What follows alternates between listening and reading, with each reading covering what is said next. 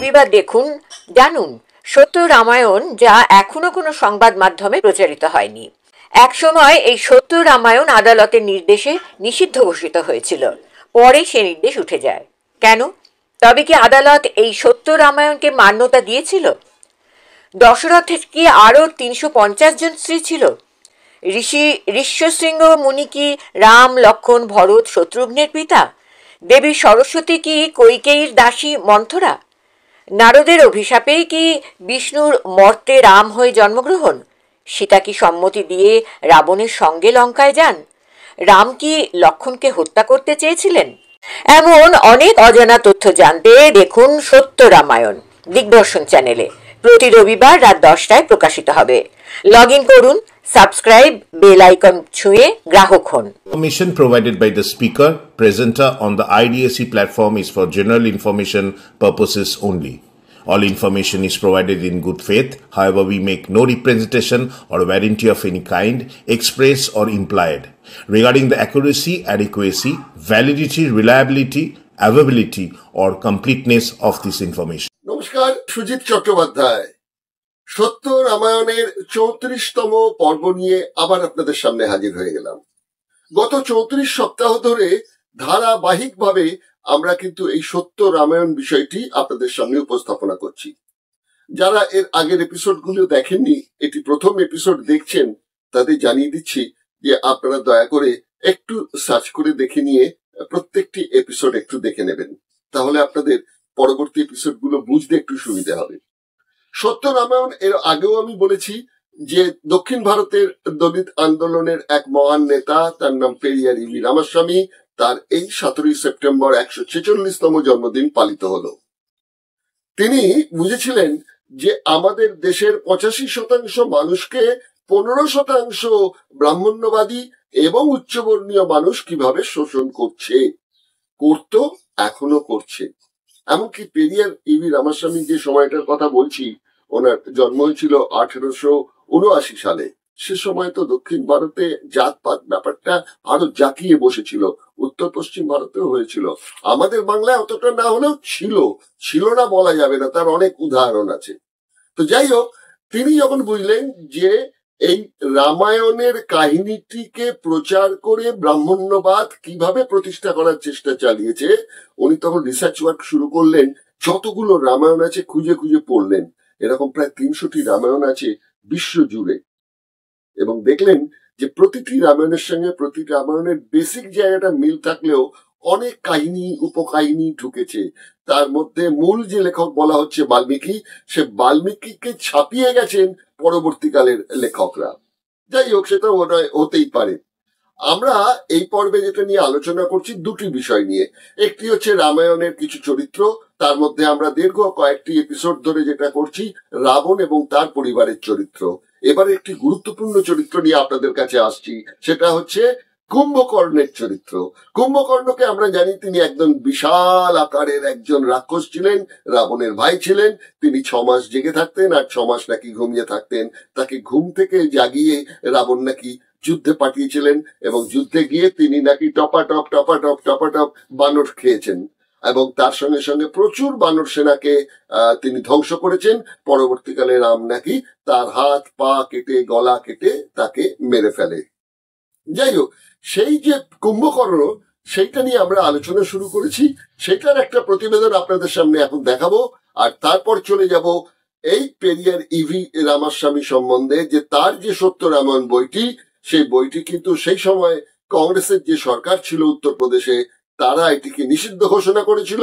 তখন এই দলিত আন্দোলনের কর্মী ললই সিং যাদব সেটি কিন্তু লড়াই করে এটাকে কিন্তু ছিনিয়ে নিয়ে আসেন এই অধিকার।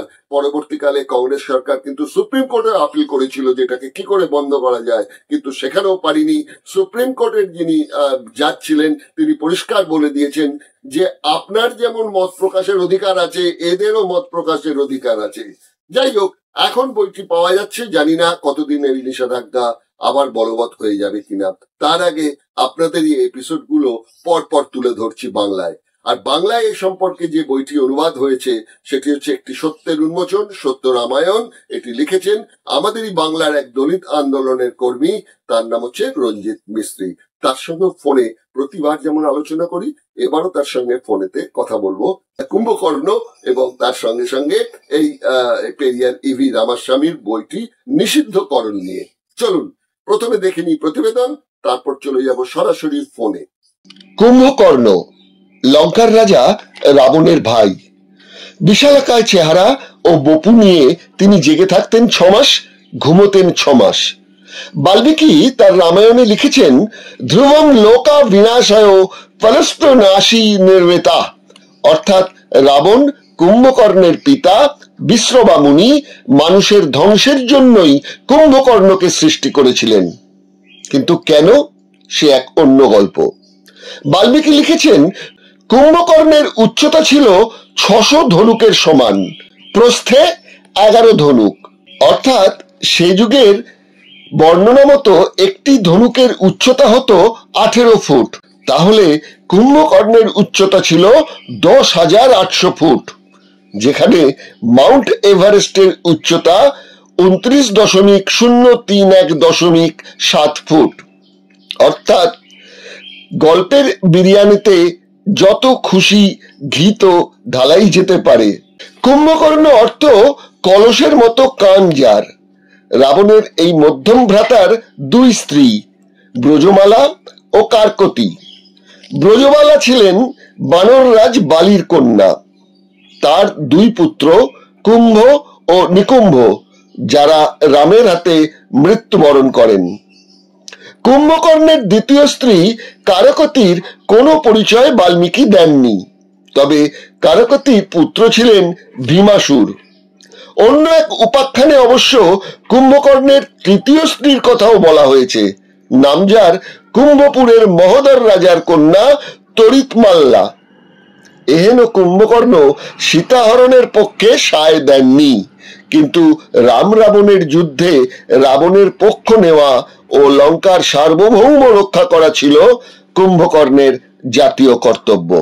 দক্ষিণ ভারতের দলিত আন্দোলনের বিতর্কিত নায়ক পেরিয়ারের তামিল ভাষায় রচিত 300টি রামায়ণ ঘেটে তার যে অভিজ্ঞতা, সেই সত্য রামায়ণ দক্ষিণ ভারতে প্রথম তামিল ভাষায় প্রকাশ হয়। কিছুদিন পর হয় ইংরেজি অনুবাদ। উত্তরপ্রদেশের দলিত আন্দোলনের কর্মী লালাই সিং যাদব হিন্দি অনুবাদ প্রকাশ করেন। অল্প সময়ের মধ্যেই ব্রাহ্মণ্যবাদীদের আপত্তিতে তৎকালীন উত্তরপ্রদেশের কংগ্রেসি মুখ্যমন্ত্রী বইটিকে নিষিদ্ধ ঘোষণা করেন। লালাই সিং যাদব এলাহাবাদ উচ্চ আদালতে মামলা করেন। রাজ্য সরকার এই মামলায় পরাজিত হয়ে শীর্ষ আদালতে যায়, কিন্তু সেখানেও উত্তরপ্রদেশের রাজ্য সরকারের মুখ পোড়ে।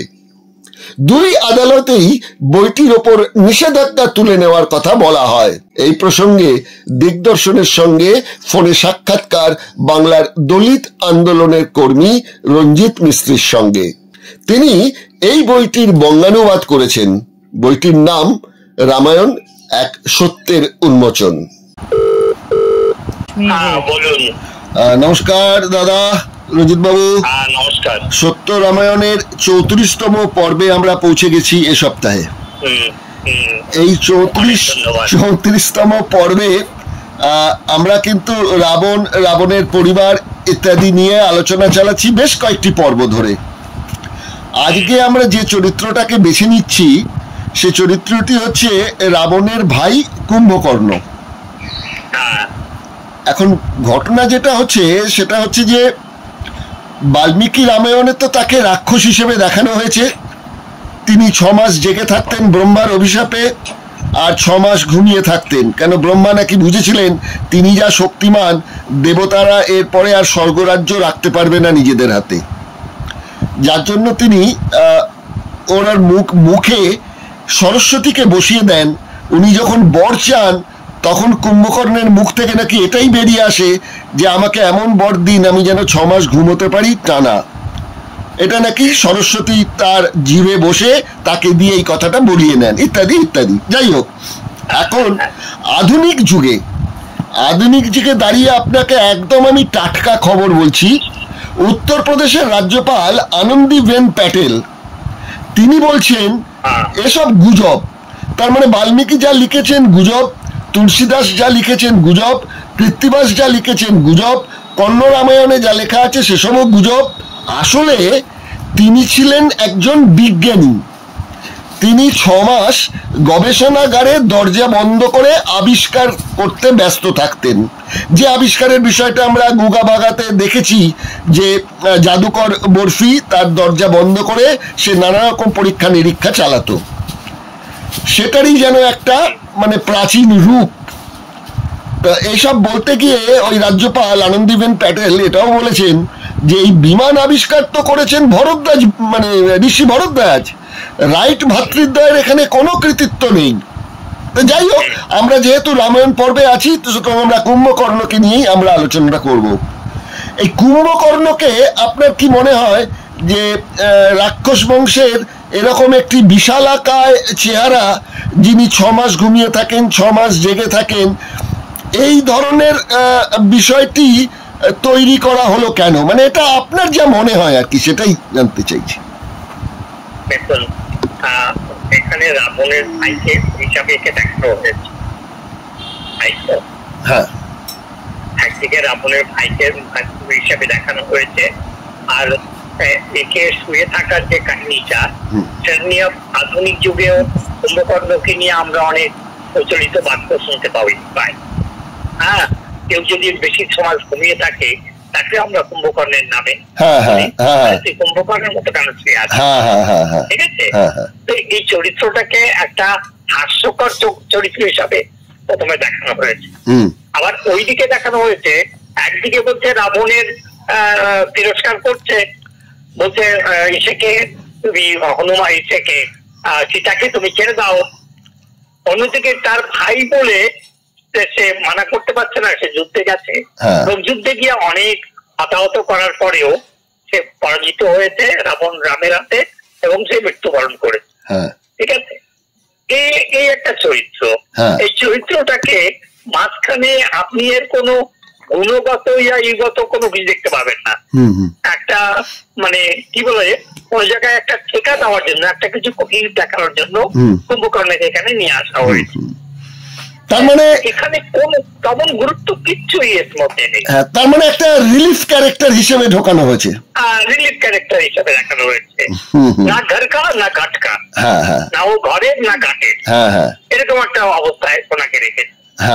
বৈজ্ঞানিক চিন্তা ভাবনার ব্যাপারে যদি বলেন, তবে বর্তমান যে এই আধুনিক যুগের যারা মানে রাম ভক্ত কিংবা মানে এদের মধ্যে আপনি যদি ভালো করে দেখতে পান, এরা আজকের দিনে যুক্তিতর্ক দিয়ে বিজ্ঞানের রাস্তায় এদের প্রমাণ করার চেষ্টা করে চলেছে। কারণ এখন এমন অবস্থা হয়ে গেছে এদের অবস্থা যে এদের কাছে আর কোনো ব্যাখ্যা নেই, এদের কাছে কোনো ব্যাখ্যা নেই। এই তো শুনলাম, প্রমাণ করবে। এই তো শুনলাম কয়েকদিন আগে IIT খড়গপুরে কোন বাবাজি এসেছিলেন সন্ন্যাসী, তিনি এসে ওখানে নাকি দীক্ষা টিক্ষা দিয়েছেন। হ্যাঁ, এই তো ঘটনা ঘটেছে। আর এগুলো IIT কেন, সমস্ত IIT গুলাকে, সমস্ত প্রতিষ্ঠান গুলাকে যেগুলো সরকারি আছে, যেখানে মেধা তৈরি হতো এতদিন, সেইগুলাকে পলিউট করার জন্য যে চেষ্টা চলছে, সেটা দেখবেন যে সমস্ত IIT আর JNUর মতো ইনস্টিটিউটকে এখন মানে খর্ব করে দিয়ে প্রাইভেট ইনস্টিটিউট দেওয়া হয়েছে, আর যেখানে মানে একেবারে বিকৃত শিক্ষা ব্যবস্থা, এখানে কোনো কিছু আর বৈজ্ঞানিক ভিত্তিক যে ব্যাপারগুলো সেগুলো একেবারে ধীরে বন্ধ হয়েছে। এবং সবাই IIT পাস করার পরে সবাই ডালা নিয়ে পুজো করতে যাচ্ছে। আপনি দেখুন, ঈশ্বর যে চেয়ারম্যান, সেও চন্দ্রেই পাঠাবে, তারপর তাকে সে ডালা নিয়ে পুজো করতে যাচ্ছে। একদমই তাই। তো অবস্থাটা দাঁড়িয়েছে একেবারে মানে আমাদের বলতে পারি যে আমাদের যে বুদ্ধিমত্তা ছিল ভারতীয় সভ্যতার, সেটা প্রায় বিলুপ্তের পথে। এবং এই সরকারি সম্পত্তি হচ্ছে রেল, সেই রেলেতে ফুলের মালা টালা দিয়ে সাজিয়ে সেখানে বিশ্বকর্মা পুজোর ব্যাপারটা মহা সমারোহে হয়েছে। তো কিছু যুক্তিবাদী সংগঠন ও নাস্তিক মঞ্চ থেকে চিঠি পাঠানো হয়েছে যে এর প্রতিবাদ হিসেবে। যাই হোক, ওনাদের দায়িত্ব ওনারা করেছেন। হ্যাঁ, কিন্তু সে তো বলতে গেলে এই রামায়ণের হাত ধরে, মানে রামায়ণের ক্র্যাচে ভর করে তো এতটা পথ পাড়ি দিয়ে এলো বিজেপি, হিন্দু মহাসভা, RSS যাই বলেন না কেন। দিল্লি ইউনিভার্সিটির যে নির্বাচন হয়ে গেল সেখানেও আমরা দেখলাম যে ওখানকার ছাত্র ছাত্রীরা নাকি বিপুল ভোটে AVPP কে জয়যুক্ত করেছে। তার মানে আপনি বলতে পারেন যে ওই মস্তক প্রক্ষেপণ যন্ত্রের সাহায্যে তাদের পুরো মগজ ধোলাই হয়ে যাচ্ছে। না, এখানে দুটো জিনিস হয়েছে। আপনি যদি ইলেকশনের এই চরিত্রটা দেখেন, চরিত্রটা হচ্ছে এইটা, যারা প্রোগ্রেসিভ ছাত্র আছে তাদেরকে ইলেকশনে ভোট দিতে দেওয়া হয়নি। আচ্ছা, তাদের যে কোনো না যে কোনো ভাবে তাদেরকে প্রতিবন্ধী করা হয়েছে। আচ্ছা, আর যারা পলিটিক্যালিজমে বিশ্বাস করে কিংবা যারা করেছে তারা এখানে পার্টিসিপেট করেছে, তারা তাদের মতো করে ভোট দিয়েছে। হ্যাঁ, যার ফলে এই ইলেকশন রেজাল্টটা এসছে। আর এটা মরিয়া হয়ে করেছে, এই জন্য করেছে যে জেনজি এখন যে ব্যাপারটা উঠেছে, রাহুল গান্ধী সেই জেনজিকে কালিমা মুক্ত করার জন্য, সেটাকে ডিমিনাইজ করার জন্য এই প্রচেষ্টা চলেছে। এবং একেবারে ইউনিভার্সিটি যারা মানে হত্যাকর্তা ছিল সবাই মিলে একটা ষড়যন্ত্র করে করেছে যে যে কোনো অবস্থায় এরা জিতবে, আর তাতে একটা সিট রেখে দাও যাতে করে যেমন হয় না 5খানা ইলেকশনের মধ্যে স্টেটের তার একটা দুটো জিতিয়ে দাও আর সবগুলোকে হারিয়ে দাও।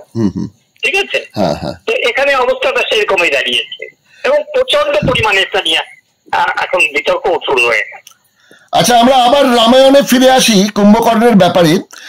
পেরিয়ার ইভি রামাস্বামী তো বলেছেন যে এই উত্তর পশ্চিম ভারতীয় যে সংস্কৃতি রামায়ণ, সেই রামায়ণে দ্রাবিড় সভ্যতাটাকে হেয় করার জন্য রাবণ এবং রাবণের যা আত্মীয় স্বজন, সমস্ত পুত্র ভাই সবাইকেই রাক্ষস প্রতিপন্ন করার চেষ্টা হয়েছে। এর বিরুদ্ধেই উনি এই সচ্চি রামায়ণটা তো লিখেছেন, যেটা আপনি বাংলা ১ সত্যের উন্মোচনটি আপনি লিখেছেন বইটা। তো এখানেতে এই রাক্ষস মানানোর যে প্রচেষ্টা দ্রাবিড় সংস্কৃতিকে, সভ্যতাটাকে, এইটার ব্যাপারেতে পেরিয়ার কি বলেছেন? পেরিয়ারের মূল লড়াইটা ছিল এইখানটায়। রামায়ণের যে চরিত্রগুলা, সেই চরিত্রদের দুটো দিক।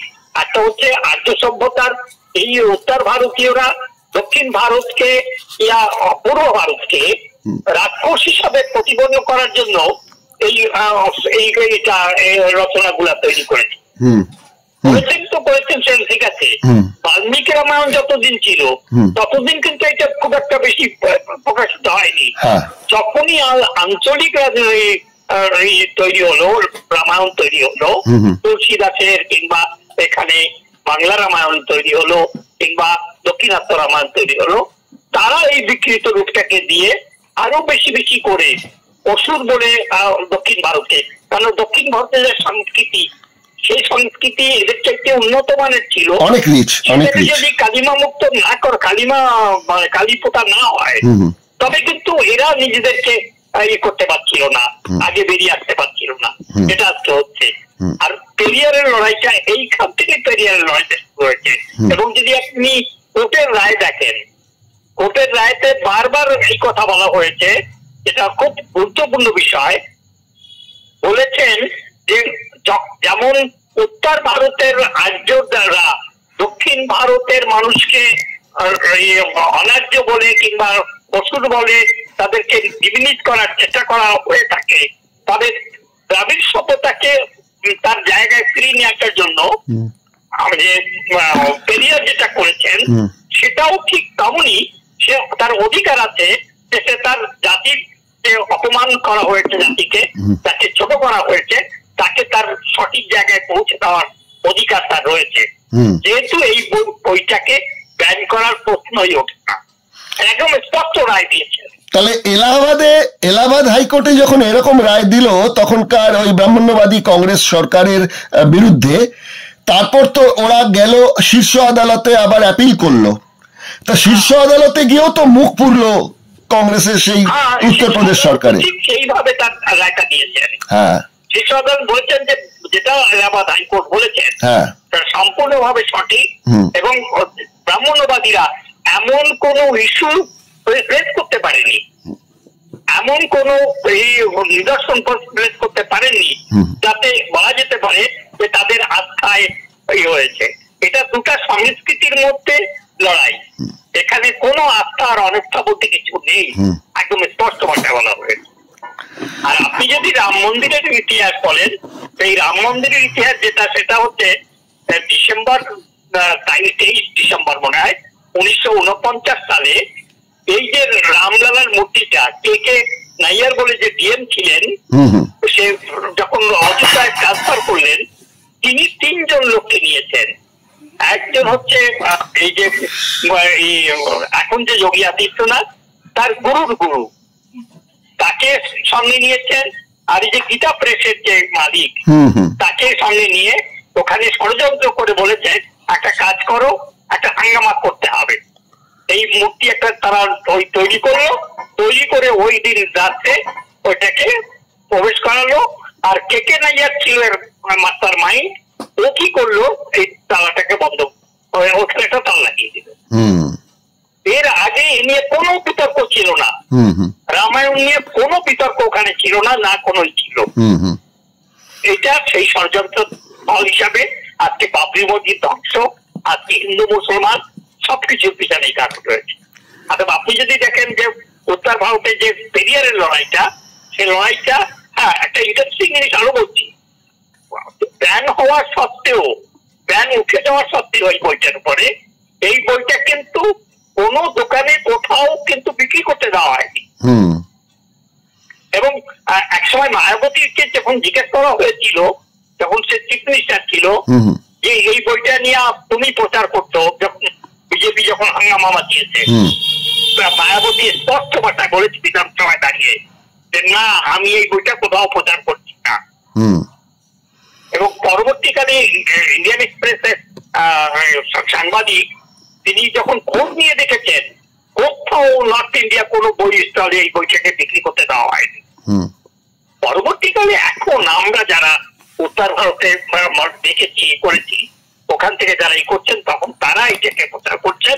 আমরাও উত্তর থেকে দক্ষিণ ভারতে, মানে পূর্ব ভারতে, এখানে যখন দেখলাম যে একেবারে শূন্য অবস্থায় পেরিয়ারকে কেউ খুব কম লোকেই জানেন, তখন আমরাও এখানে সেটা নিয়ে এ করেছি। শুধু আমি নয়, আমার সঙ্গে অনেকে আরো করেছেন। আমি এরকম কোনো কি করতে পারি না যে না, সে তো ঠিক, সে তো ঠিক। আচ্ছা রঞ্জিত বাবু, আপনার কাছে আমার শেষ প্রশ্ন, সময় ফুরিয়ে এসছে। সেটা হচ্ছে, আজকাল দেখা যাচ্ছে যে ওই ধর্মীয় শাস্ত্র, ধর্মীয় বিধান, বিশেষ করে হিন্দু ধর্মের এই বিষয়গুলি বললে তারা অসহিষ্ণু হয়ে একটা কথা বলছেন যে ধর্মীয় ভাবাবেগে আঘাত। এই সম্প্রতি একটা কেস থেকে একটু মুক্ত হয়েছেন নচিকেতা, কি একটা বক্তব্য রেখেছিলেন রাম সম্বন্ধে এই ব্যাপারে। তো এই যে ধর্মীয় ভাবাবেগে ব্যাঘাত, এটা যেমন হিন্দু ধর্মাবলম্বীরা বলতে পারেন, তেমনি যারা কোনো ধর্মে বিশ্বাস করেন না তারাও তো বলতে পারেন যে আমাদের যে কোনো ঈশ্বরের ওপর বিশ্বাস নেই, আমাদের যে ভাবাবেগ তার ওপর আঘাত করছে এই ধর্মীয় ভাবাবেগ। এটাও তো উল্টো ভাবে আসতে পারে। বলতে পারে, কিন্তু আমরা বলছি না, এটা আমাদের একটা বড় ভুল, এটা আমাদের একটা ত্রুটি। আমরা অ্যাগ্রেসিভলি সামনে এসে বলতে পারছি না, আমাদের মধ্যেও কোনো সংখ্যা রয়ে গেছে। গত গুগল মিটেও আপনি দেখেছেন, আমি স্পষ্ট ভাষায় এটা বলার চেষ্টা করেছি, আমি কোথাও কোনো রাগ রাখিনি। আরেকটা জিনিস আপনি দেখুন, ইন্টারেস্টিংলি 2-4 দিন আগে সুপ্রিম কোর্টে এসেছিল যে ছত্তিশগড়ের মন্দিরে যে বিষ্ণুর মূর্তির মাথা ভেঙে দিয়েছে, এটাকে ঠিক করার জন্য সুপ্রিম কোর্টে আপিল করেছে। সুপ্রিম কোর্টের জাজ বলেছেন, মানে প্রধান বিচারপতি বলেছেন, প্রথমে তো বলেছিলেন এটা জিওলজিক্যাল সার্ভে অফ ইন্ডিয়ার দায়িত্ব, আপনারা তাদের কাছে যান, ঠিক আছে, এটা বলেছেন। আর দ্বিতীয় কথাটা যেটা বলেছেন, সেটা নিয়ে এখন হাঙ্গামা হয়ে গেছে, মানে অবস্থা খারাপ হয়ে গেছে। উনি বলেছেন আপনার বিষ্ণুকে বলুন, আপনার ভগবানকে বলুন সেটার মূর্তিটাকে ঠিক করুন। ঠিক ঠিক ঠিক ঠিক। এ নিয়ে এমন অবস্থা দাঁড়িয়েছে, সবাই এমন ভাবে বলেছেন যে সেটা নিয়ে এখন আমি দেখলাম যে অর্ণব গোস্বামী টিভিতে মানে সিনিয়র মাথা খারাপ করে ফেলছে, কি করে বললো বুঝলেন? দেখুন মিডিয়া খুব চলছে এটা নিয়ে। আচ্ছা, আপনার কাছে আমার শেষ প্রশ্ন, যে আগামী দিনে এই সচ্চি রামায়ণ, আমি বাংলার কথা বাদ দিচ্ছি, বাংলায় যতক্ষণ পর্যন্ত বিজেপি ক্ষমতায় আসছে এটা আলাদা, পরের কথা পরে, কিন্তু অন্য রাজ্যগুলোতে আবার নতুন করে আদালতে প্রশ্ন তুলে এই সচ্চি রামায়ণকে বন্ধ করে দেওয়ার কি প্রচেষ্টা আবার নতুন করে হতে পারে? হতে পারে, যদিও মহারাষ্ট্রে সচ্চি রামায়ণের অনুবাদ অলরেডি হয়ে গেছে এবং প্রচুর পরে চলছে ওখানে। আমাদের বাংলায় এখন বেশ খানিকটা আমার অনেক বই তো বিক্রি হয়ে গেল, এখনো পর্যন্ত কেউ বলেননি, জানি না কবে কিছু বলবেন কিনা, ঠিক আছে। কিন্তু কথা হচ্ছে এটাও আসতে পারে, কেননা আসতে পারে এটা ঠিক, কিন্তু সঙ্গে সঙ্গে এটাও একটা দেখা দিয়েছে যে হিন্দুত্ববাদী যে সংকট দেখা দিয়েছে, সে সংকটের জায়গায় তারা এই দিকে করবে কাজ না ওই দিকে করবে, সেটা নিয়ে কিন্তু এখন চিন্তা দেখা দিয়েছে। ঠিক ঠিক, এটা আপনি দেখুন, এই যে রাহুল গান্ধীর এই যে কথাগুলো এখন উঠেছে, ভোট চোর, এই অবস্থায় এখন ওরা জামানোর অবস্থায় রয়েছে, ওরা কোনটাকে বাঁচাবে? সেইটাই, এইটাকে বাঁচাবে ওইটাকে বাঁচাবে, সেটাই। যাই হোক, 100 বছর আরএসএস এর পতনের দিন কিনা সেটাও একটা প্রশ্ন উঠছে দেখা যাচ্ছে। সে তো ঠিকই, একটা গ্রাফ উঠলে গ্রাফটা তো একসময় নাবার ব্যাপার থাকে। হ্যাঁ, যাই হোক, আমাদের সময়সীমা আজকের মতন শেষ হয়ে গেল। আমরা 34তম পর্ব সত্য রামায়ণ আজকে এখানেই শেষ করছি। আগামী শনিবার কিন্তু আমরা আবার আপনার মুখোমুখি হব এই সত্য রামায়ণের একটি নতুন পর্ব নিয়ে। সুস্থ থাকুন, ভালো থাকুন, দিগদর্শনের তরফ থেকে রইল অসংখ্য শুভেচ্ছা।